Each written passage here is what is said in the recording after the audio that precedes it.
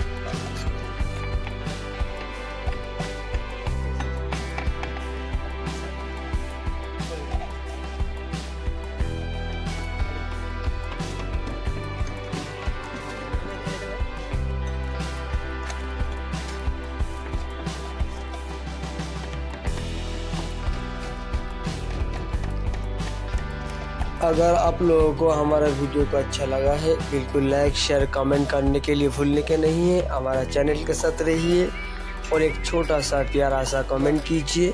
हमारा channel मुंडो take को subscribe कीजिए। हम आप लोगों के सामने इस तरह का अच्छा वीडियो लेके आएंगे। हमारा चैनल के साथ रहिए, अच्छा रहिए, सुस्त रहिए।